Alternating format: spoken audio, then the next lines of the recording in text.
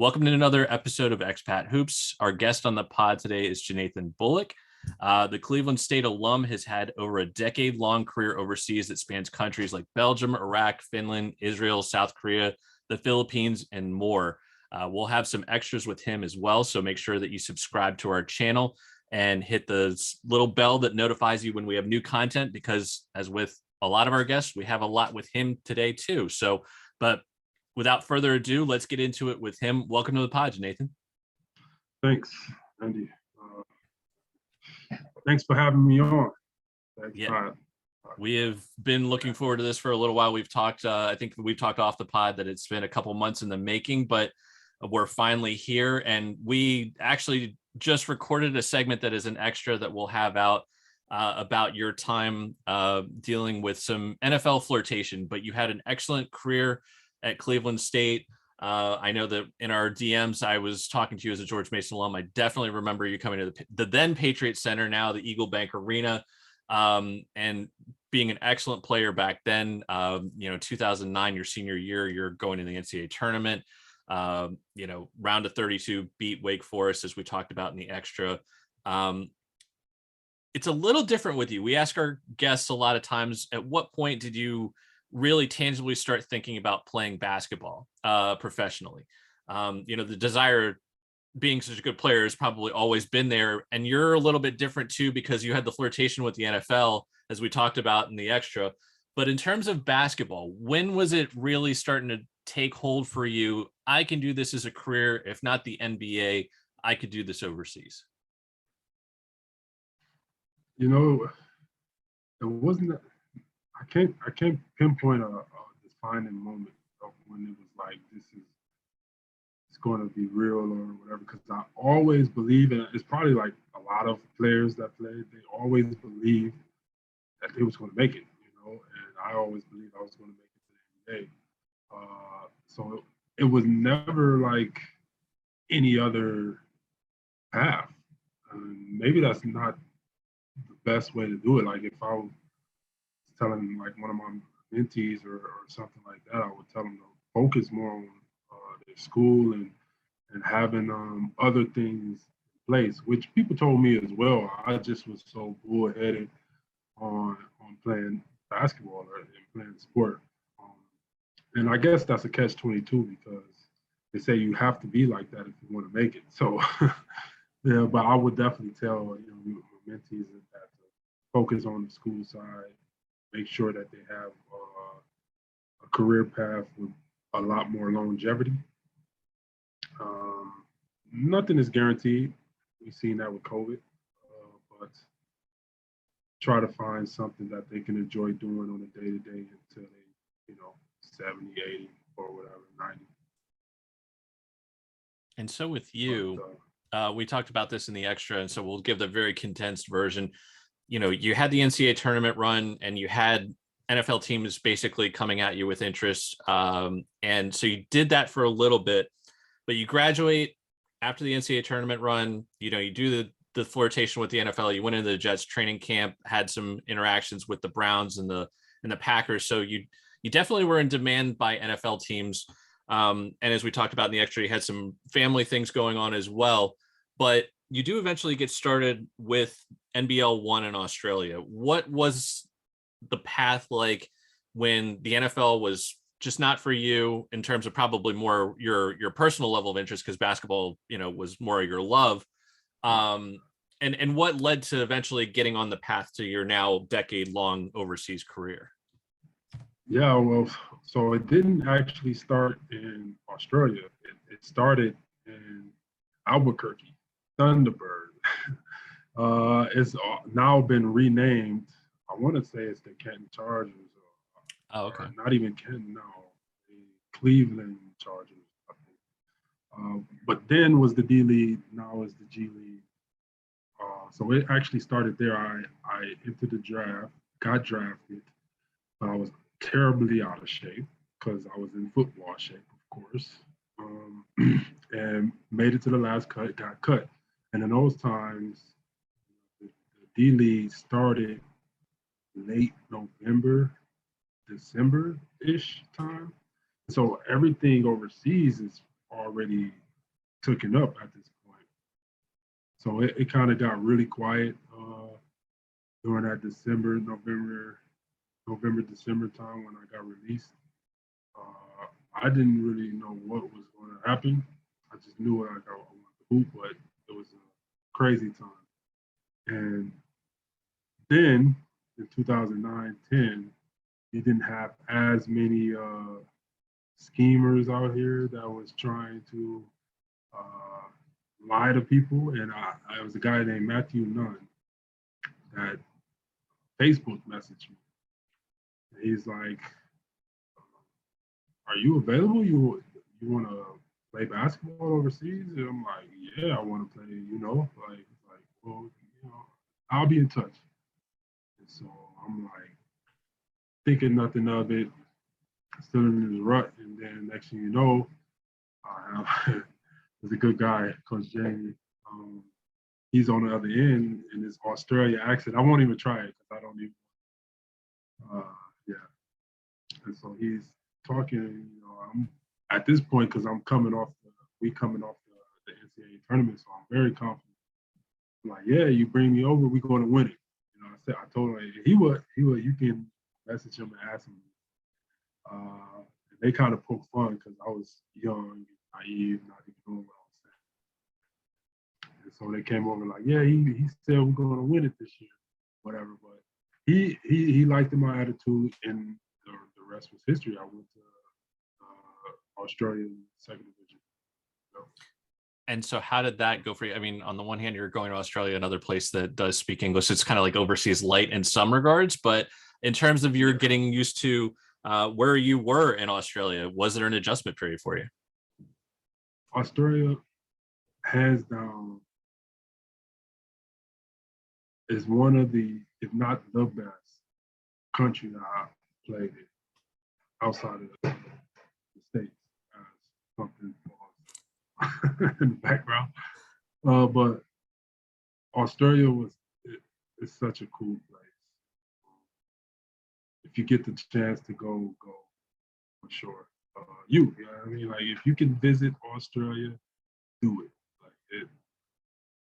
Australia was cool, but I forgot your question. I kind of forgot my question too. I started going down the line of, going to Australia would be nice. But I guess, my question was, now that I remember it, was there anything that was like an adjustment period for you? Because I mean, Australia, they speak the same language, so you don't have to have that sort of thing. But was there anything that really kind of took you a little bit aback as you were getting used to it? Yeah, it was not that big of an adjustment period.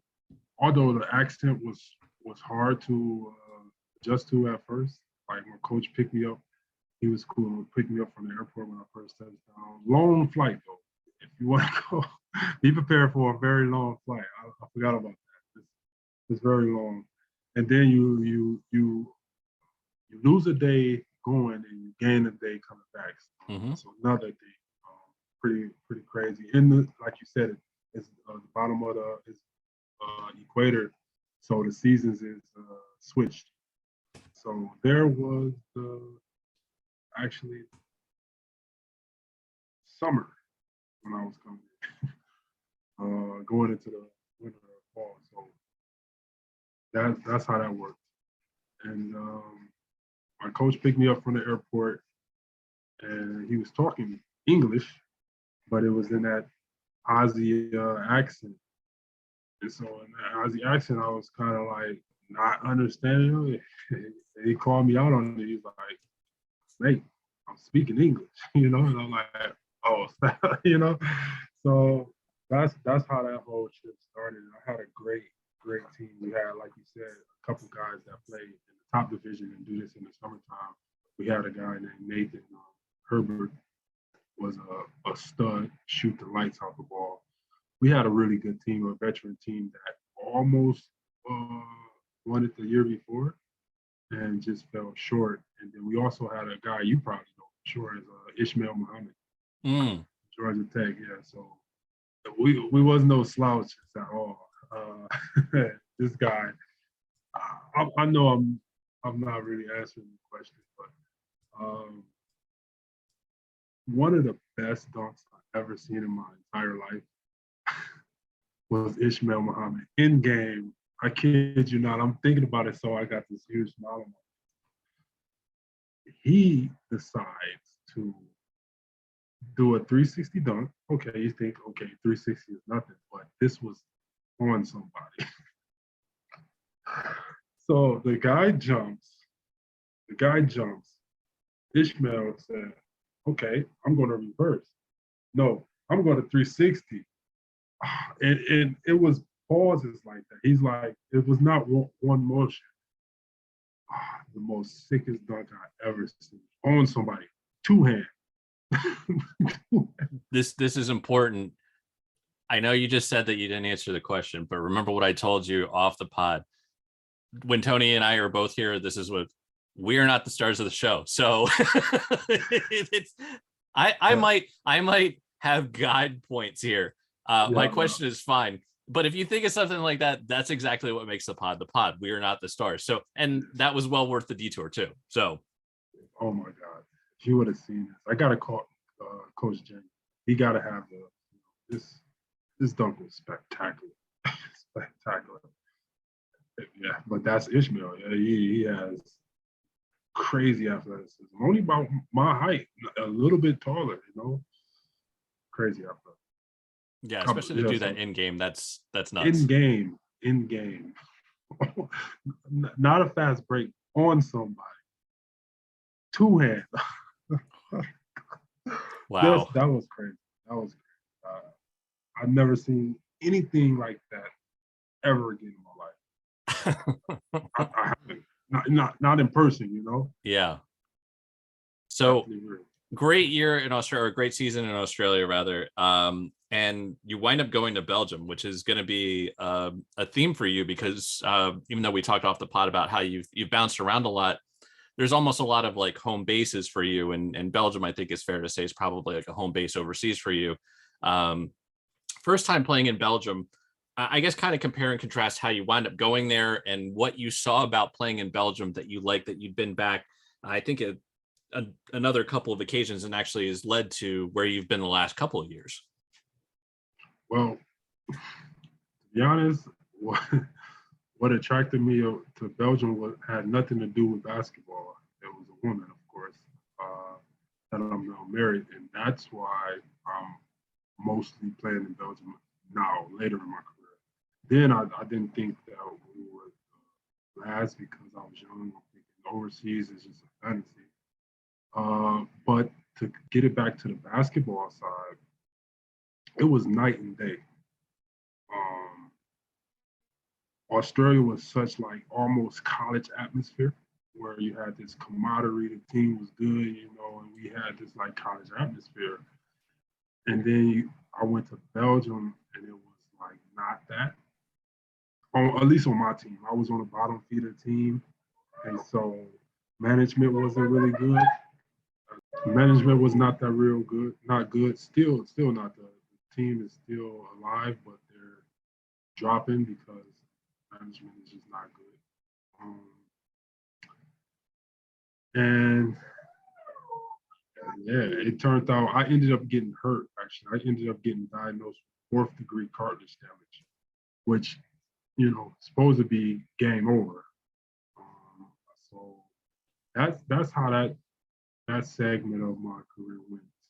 It was not the greatest time, and then because we talked about this off record or on, I can't remember, about how certain situations are not really good. When I got there, my place was not ready. I was staying with a host family, and then when they did have my place ready, it was a mattress on the floor.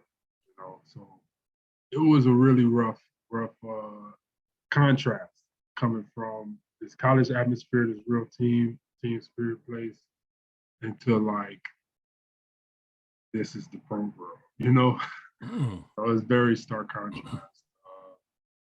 But I was playing well. I mean, pretty much everywhere I played, I did my thing.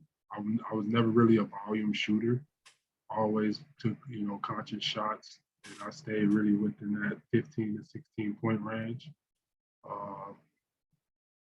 because, yeah, I was never that guy that's going to take 20, 30 shots to get it up. But so I was still there doing the same exact thing, but the coach really had his eyes for a bigger name guy, and I was the target that he wanted to get out of there. The GM at the time didn't want to get rid of me, but it ended up canceling itself out because I ended up getting hurt. So that's how that story went. Well, you went up in Iceland as your next stop, and pretty good stop for you.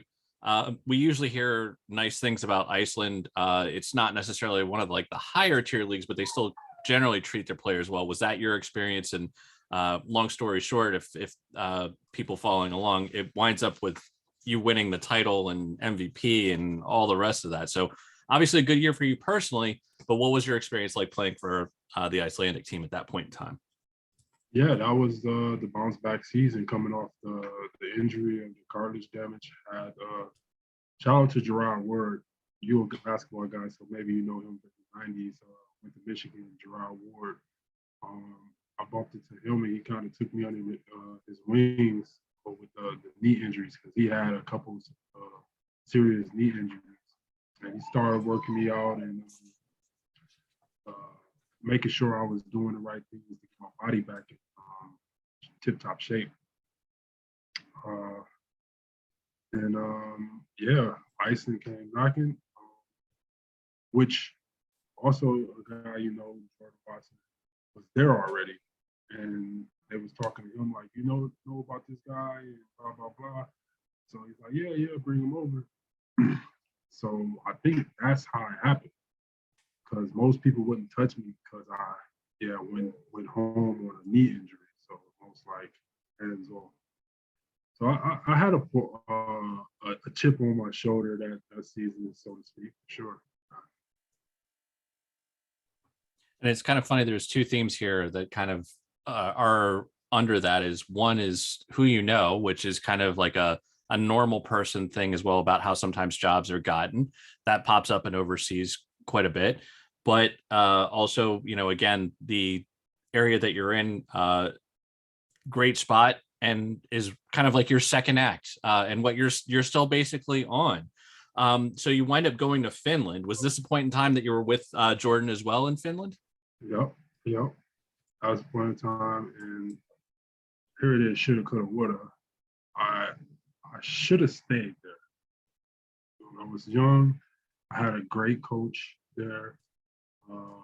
He valued me. The city, rallied around the team. It was again another like college type atmosphere, and I should have stayed there.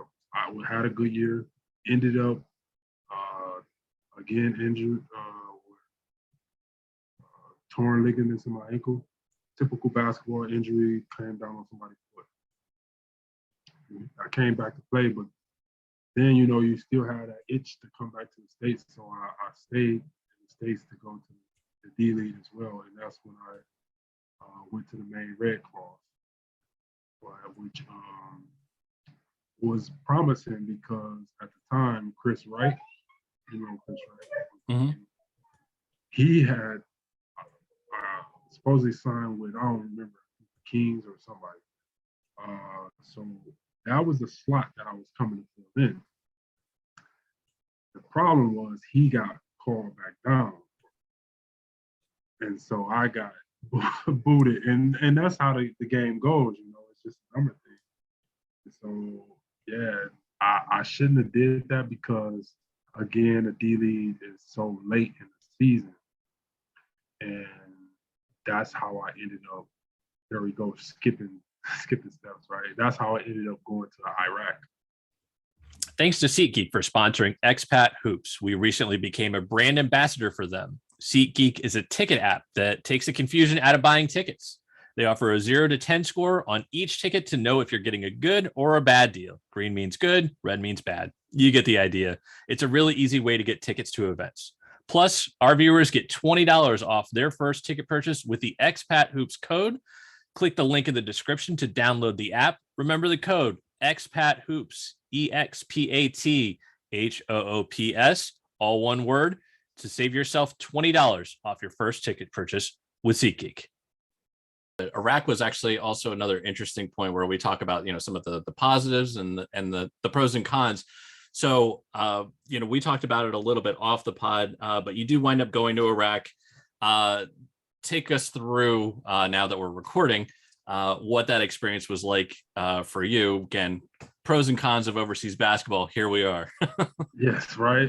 So, I'm going to start with this because Iraq get a bad rep because it's Iraq, right?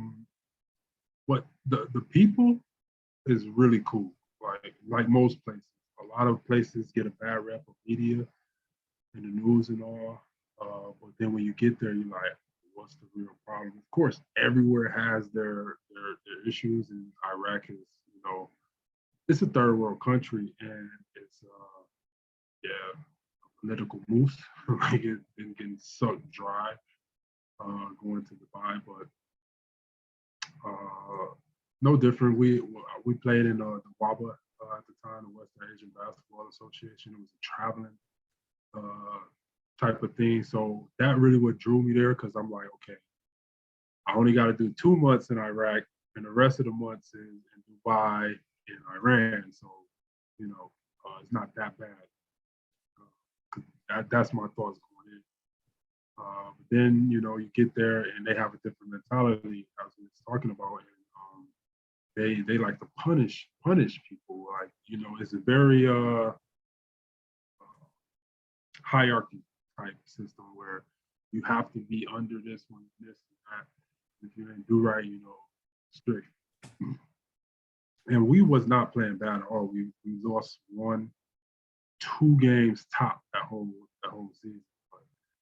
They was talking about punish us, and we're in the middle of a tournament in Iran, taking third place, taking the team Iraq against teams like Iran, which is totally bigger, Jordan was there, Lebanon, all types of Dubai, better countries. And so we was able to hold our own. And they wanted to punish us because I guess we only got third place. And at that time, they decided to hold our pay. And so that was not really fun to worry about getting paid and you in Iraq. So, but yeah, we ended up getting all our money. But yeah, that was not cool. Crazy thing about that story though. I just think about it. When we went to Iran, everyone got into the country without a problem. And then me and my teammates, it was 2 of us, they stopped us because we had American passports. And they're like, you two, you got to come over here. So they took our passports and they put it at the desk and say like you are us, and you like maybe 5-10 feet away, and in chairs sitting down. And I put your passport on the table. And me and all my colleagues here, we're talking and we laughing, eating lunch, and you just sitting there, right? So they eat lunch, shift change, new crew comes in. Our passport is just sitting there. They laughing, whatever, maybe 2-3 hours go by. Our team managers is like, come on, we got somewhere to go, blah, blah, blah. They said, yeah, whatever, they got into argument. Finally, they come over to us, hand us our passports, say, okay, y'all can go. So just basically doing it because they could. That's it. They didn't check us for anything. Wasn't no further like security issues or anything. It just picked up our time. We seen them, like they sat them right in our face, like sat there, just did whatever. Then picked them up, walked over to us and said, okay, y'all can go.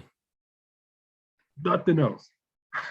Nothing else. I mean, it could be worse, I guess, is the takeaway. It could have went worse, but it's almost like insult to injury. I would have rather them like take us in the back of the room and question us or something. It just get careful what you wish for, because that yeah, I didn't wish for it. I said I would have rather. Yeah. I didn't wish for it, but yeah, because that was just like blatant disrespect. They just made us sit there and wait. They didn't do anything with the passport. Didn't take it to a back room or, some type of police scan or anything. It just sat there and we just waited 2-3 hours. Everybody else can eat. They eat and laugh and joke, and we just sit. No phone, no nothing.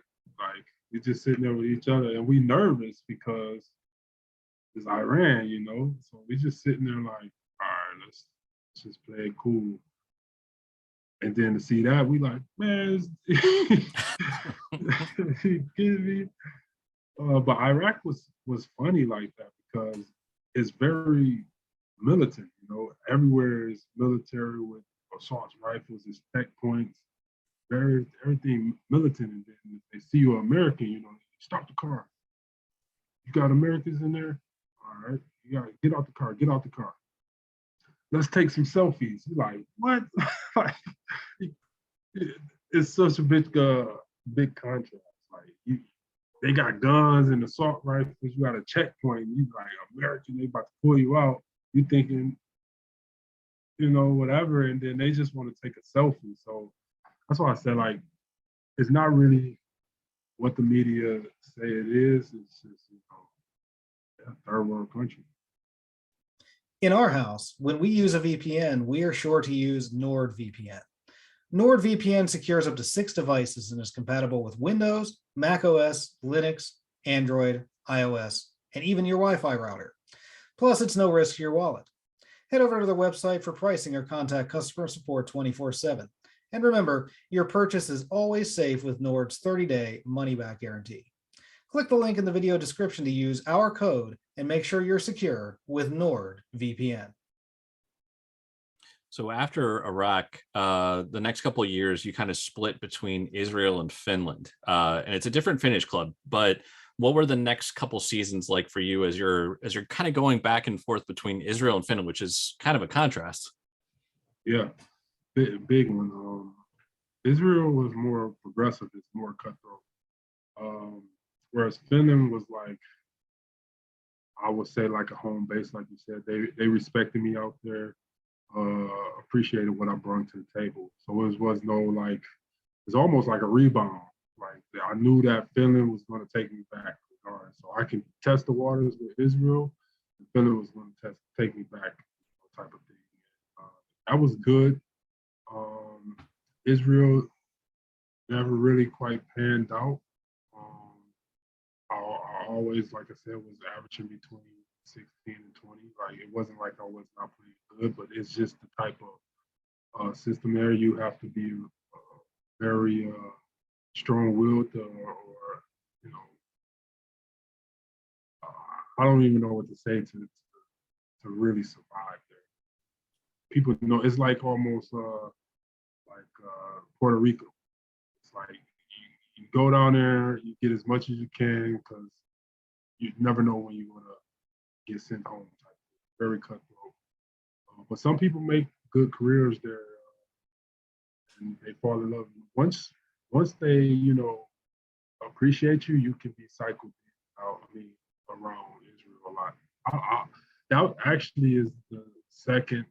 It's up there with Australia as far as places to go. Israel is very nice place. Yeah. It's certainly a beautiful place to go, and that's what I was saying, the contrast between even just the type of place that Finland can get cold, and Israel, it's just quite the contrast. Basically, that's the best way I could put it. And that's the way it kind of checks out. And you actually spent time with a couple of clubs in Israel, whereas like you said, the home base of Finland, I'm not going to try to pronounce the team name, but you were with the same team each time that you wound up going back. But it's also another interesting pivot point from that segment in your career. We talked a little bit off the pod that you had the chance to play with Gabe Norwood with the Rain or Shine Elasto Painters, which I always think is one of the better team names. You were with them a couple different times, I think in 2017, 2018, but also in this stretch, you were in South Korea. So take us through kind of like that that segment of your career where you're kind of splitting time between the Philippines, South Korea, and also Iceland is in the mix here as well. Doing the mix, yeah. I can't even front. That was a money grab, but the Iceland at that point. But shout outs to Gabe, man. He really made a great career for himself in the Philippines. You know, he was a good player in college as well. He wasn't the focal of that team. That was Will Thomas' team. Yep. And so I don't even think it was his senior year, and Gabe really did. And by the way, both guys still going. Still overseas. Going. Yeah, still going. And Will Thomas has made a hell of a career for himself as well. But Gabe on that team, he didn't even start all the games that year. Yeah, he was the sixth man. I mean, look, when you talk about six men, I mean, it always depends on what team, you know, some six men are better than others. Some are incredibly valuable. And Gabe, I think, I would put in that category. But yeah, again, not even necessarily a starter, six man. And right. Yeah, he's put together a hell of a career overseas. A hell of a career. Like, dude is really hats off to him. He does a really good job, and he showed me a lot of love out there and tried to help me around the Philippines for sure. So for all you George Mason fans out there, he's doing great. Yep. He's doing great. He made a whole life out there. That's really awesome. And it was cool. Again, the Philippines is a cutthroat place. It's not really easy to survive out there, but if you latch on and they love you, do good, they will keep you. So, you know, it can go both ways. I stuck around for a couple of years and bounced, like you said, to South Korea, which I could have stayed out there too, but at that point, I kind of had the same thing we was talking about with the NFL, where I was starting to not feel it anymore. And at this point, which is weird why I'm still going, I started to get that icky business feel for the game. And yeah, I mean, of course it's about money. Of course you got to make your money and all that, but a lot of people still play for the love and the joy of the game. And at that time, it became very business. But it was great, like very lucrative. Seeing these places, like the Philippines was gorgeous, hot, extremely hot, but a gorgeous place. Like, I wish they would do better with the infrastructure. There's a lot of traffic, but the people there, like the Philippines, is really nice people, like really loving, really open, welcoming, good people. And full disclosure here, our podcast has actually been very well supported. I mean, there's different places that we get traction in outside of an American audience, but Filipino listeners have been fantastic towards us. Basketball Mad Country, you know, we're recently covered a little bit of like Kai Soto, you know, for the NBA draft is one of the prospects to look out there. I mean, they adore him, you know, even the players that are part Filipino that are in the NBA, you know, they support them like crazy. You know, we're talking about Gabe, and one of the funny things about him is, like, if you follow him on Instagram, I mean, he's got, you know, like sponsored posts and things like that are totally geared towards it. So it's definitely a country that, you know, Basketball Mad, like you said, you're well supported, you know, they care. So yeah, nothing but positive words from us, at least. Yeah, 100%, like all around. Like, I think it was a lovely place, really lovely place. Yeah, for a basketball player, like, that's very close to the NBA. Like, how they treat you, the coverage, the arenas is really, like you said, nothing but much love for Filipinos and yeah, Philippines in general. It's a great place. We have merch. Head over to the Expat Hoop store where you'll find t-shirts, hoodies, masks, coffee mugs, pint glasses, and more. It's one of many ways you can show support for the podcast, so head over there and pick up some merch. That link below is in the video description, or you can head over to our website, expathoops.com, and click merch.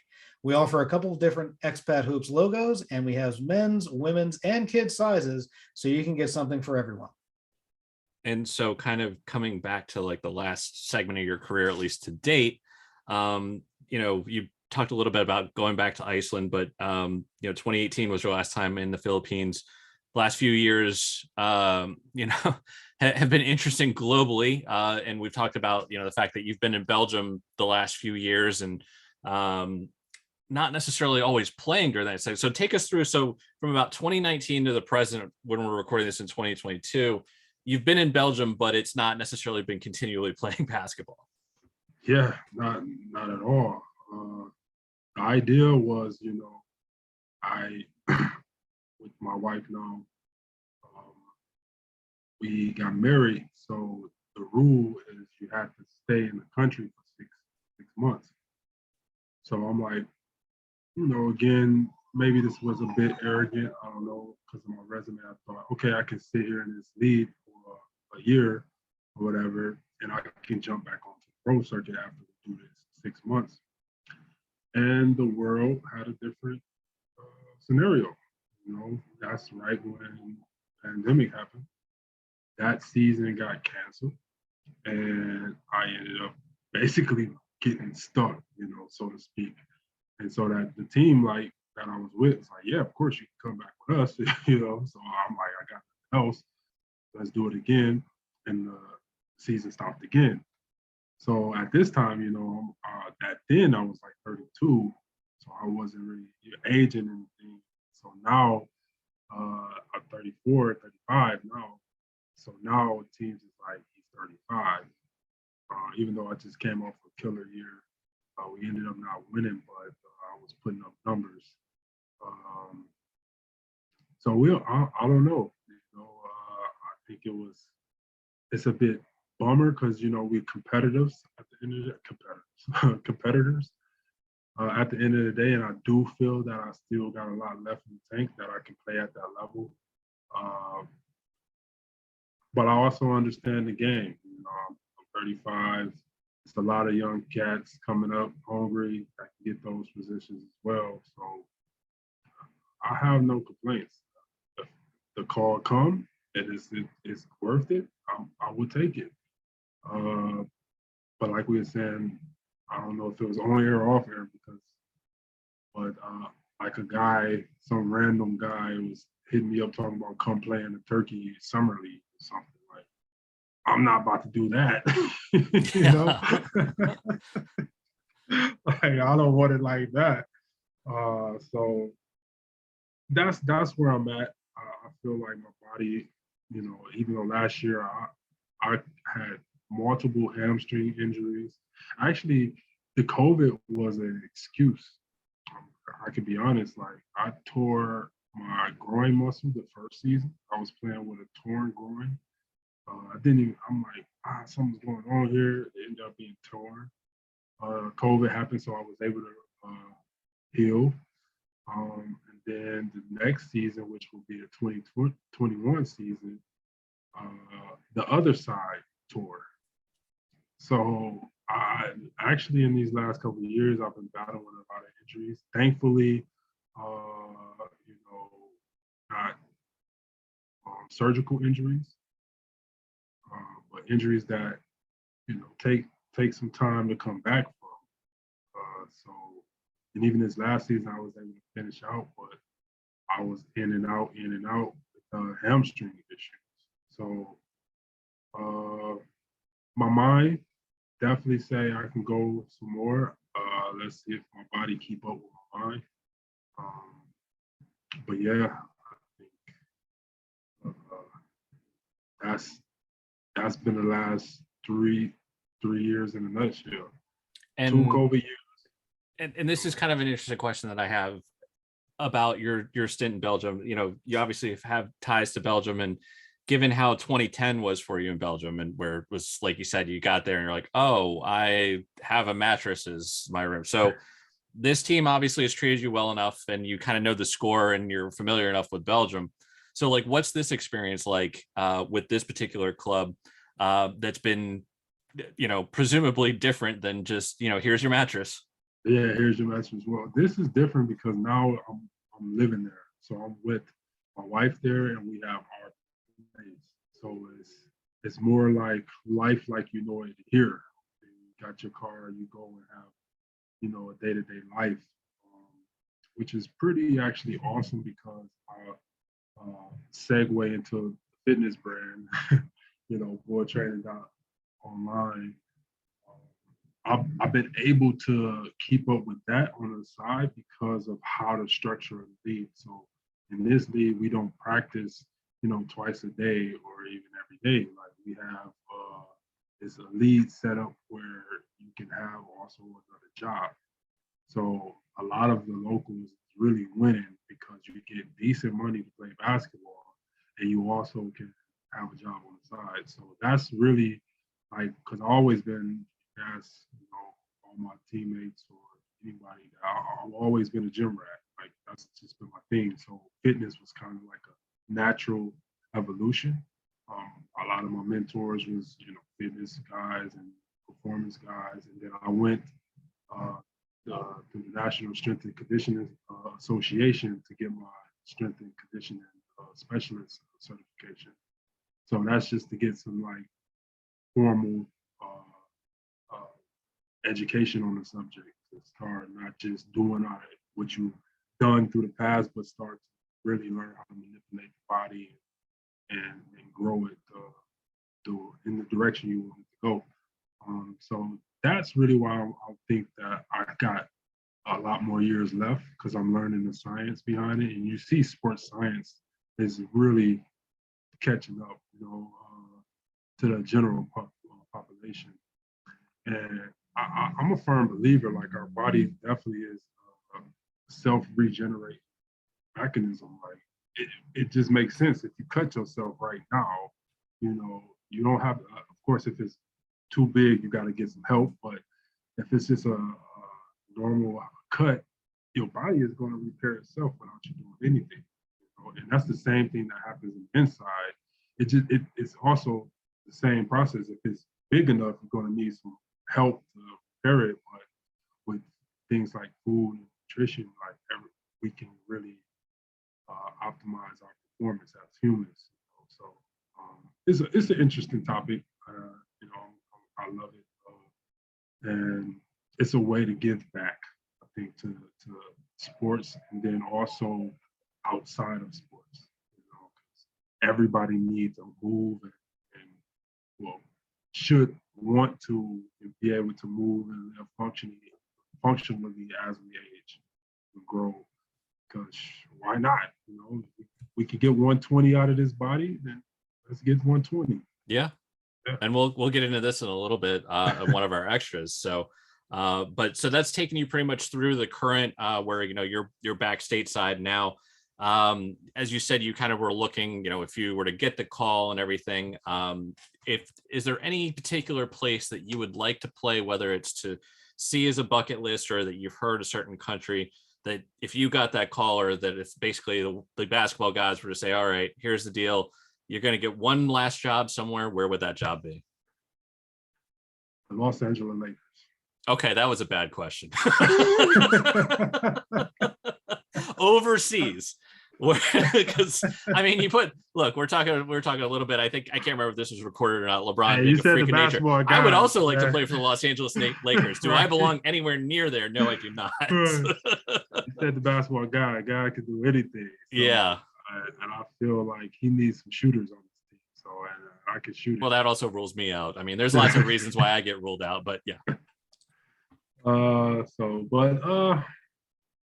If it's outside of the States, I can't go to the Lakers. Come on, God. Actually, Italy, because I want to see Italy. I hear a lot of good things. Like this is more like a tourist reason. I just want to see Italy and how it's shaping the culture and the history of Italy. That'll be cool. And again, we kind of talked about this a little bit too, about like places that value players generally. I mean, you could probably find some teams that are not above board, but for the most part, Italy's another one that you're going to get paid. You're going to get paid well. You're going to get to see a great place. So Italy is another one of those leagues that, that's true, for the most part, treats people well. Yeah, I heard all good things, even like down to fourth lead, and so yeah. And I wasn't even really thinking about the basketball side. It was more so tourist side to see all the nooks and crevices of the country because it got so much history out of it, So yeah, I will go in on that side of it. And if you take me over there to hoop, then that's even better. Yeah, absolutely. So want to thank you again for your time today. Obviously keep in contact with us. I'm sure that, you've got at least a few more years if you want them. We're going to do a couple of expat extras with you, which are a little bit different from the pod. But it's been a pleasure sitting down with you, talking about your career. Thanks again for coming on. Thank you, Andy. Yeah, we'll be in touch. Yep. So if you're watching on YouTube, just find the videos. They'll probably be linked up.